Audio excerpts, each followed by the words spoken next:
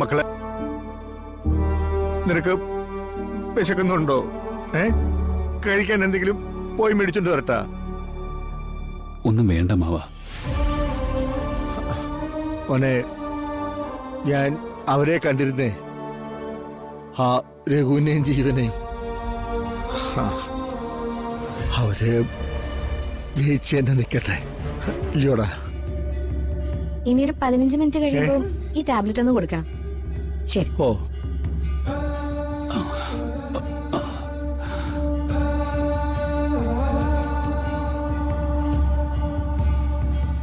എടാ മോനെ ഹരി, നീ എന്തോന്നും മിണ്ടാത്തേ? ആർക്കും ഒരു ഉപകാരവും ചെയ്യരുത്. മനസ്സൊക്കെ കല്ലാക്കി വേണം നാട്ടിലേക്ക് ഇറങ്ങാൻ, അല്ലെങ്കിൽ ഇതുപോലെയൊക്കെ പറ്റും.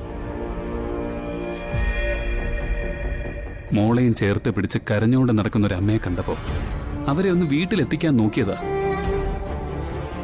ഇനിയിപ്പൊ നാളെ നേരം വിളിക്കുമ്പോ എന്തൊക്കെ കഥകളായിരിക്കും എന്നെ കുറിച്ച് ഉണ്ടാക്കാൻ പോകുന്നേ. നീ ഒന്ന് സമാധാനപ്പെടടാ. നമ്മൾ അവരുടെ വലയിൽ കുടുങ്ങിപ്പോയി അമ്മാവ. വലയിട്ട് പിടിച്ചാ പിന്നെ നമ്മളെ എന്ത് വേണമെങ്കിലും ചെയ്യാമല്ലോ.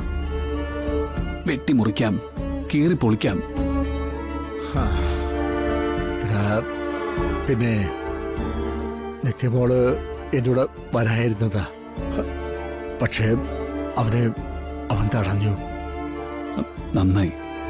ഈ അവസ്ഥയിൽ അയാളെന്നെ കാണാത്തത് നന്നായി.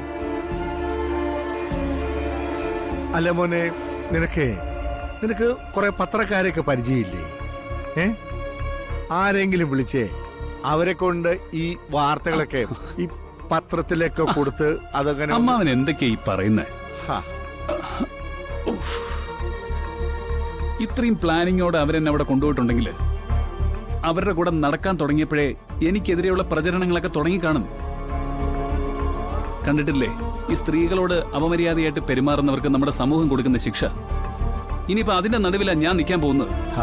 എടാ, നമ്മള് ഒന്നും ചെയ്യാണ്ടിങ്ങനെ ഇരുന്നാ എങ്ങനെയാ? ഒന്നും ചെയ്യണ്ട അമ്മാവ. നിത്യയെ പിരിഞ്ഞ സങ്കടത്തെക്കുറിച്ച് ഓർക്കുമ്പോഴേ ഇതൊന്നും ഒന്നുമല്ല.